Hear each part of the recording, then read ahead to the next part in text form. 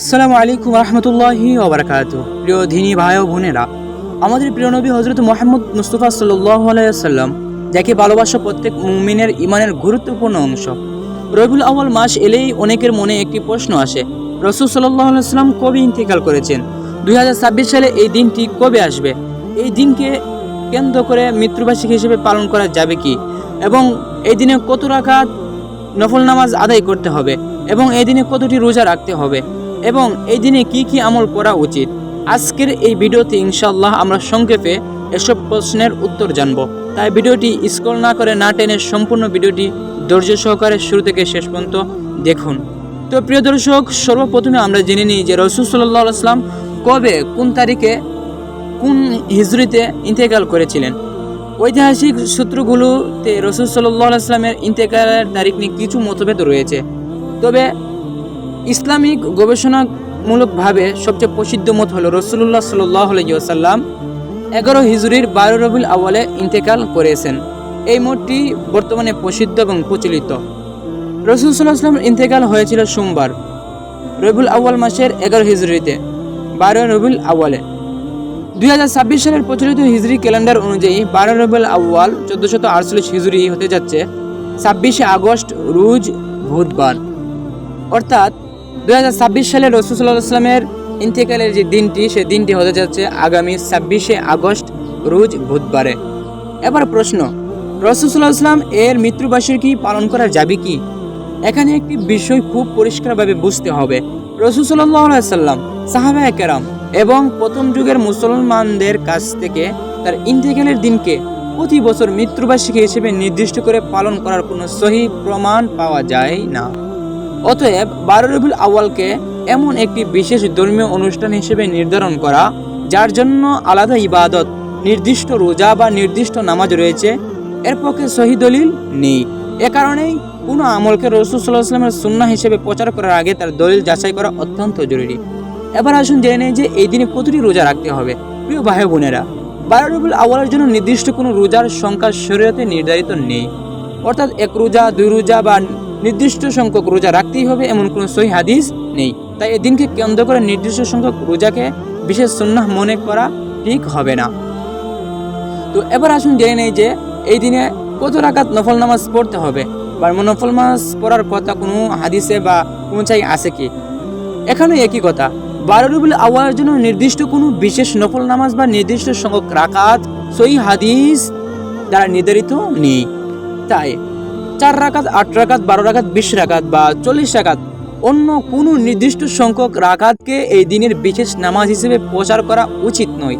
তবে একজন মুসলমান যে কোনো সময় সাধারণত নফল নামাজ পড়তে পারেন, যেমন তাহাজ্জুদ, ইশরাক, চাঁদ ইত্যাদি, কিন্তু এগুলোকে 12 রবিউল আউয়ালের জন্য বিশেষ নামাজ মনে করা যাবে না।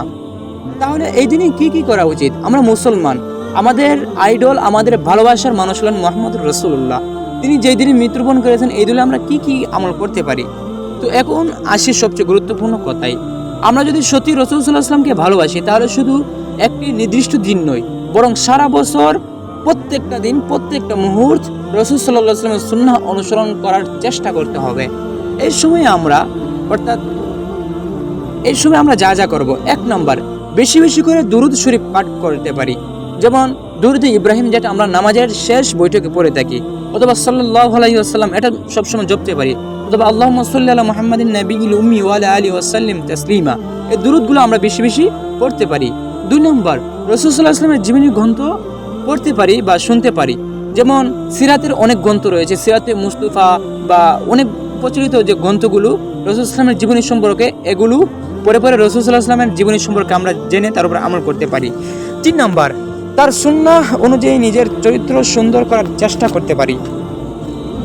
রাসূল সাল্লাল্লাহু আলাইহি ওয়াসাল্লাম কিভাবে চলেছেন তা জেনে আমরা চলতে পারি। 4 নম্বর, 5 ওয়াক্ত নামাজ ঠিকভাবে আদায় করতে পারি।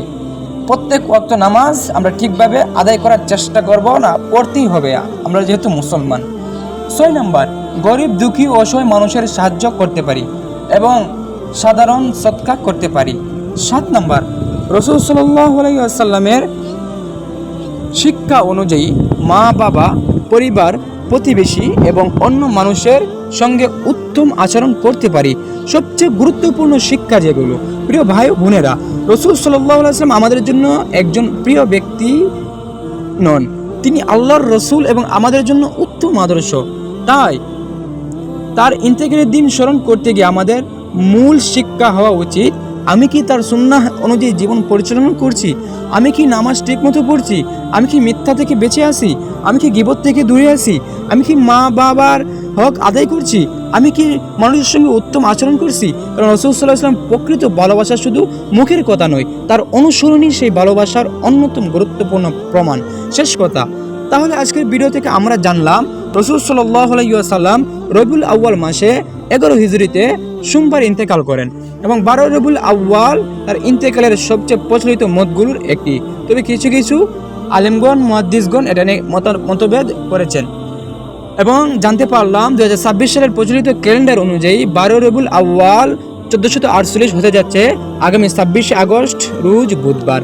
এবং জানতে পারলাম এই দিনকে কেন্দ্র করে নির্দিষ্ট কোনো রোজা বা নির্দিষ্ট সংখ্যক নফল নামাজ সহিহ হাদিস দ্বারা প্রমাণিত নেই এবং রাসূল সাল্লাল্লাহু আলাইহি ওয়াসাল্লাম সুন্নাহ অনুসরণ, দুরূদ, দোয়া, ইস্তিগফার, নফল ইবাদত ও উত্তম চরিত্র গড়ে তোলার চেষ্টা করা উচিত।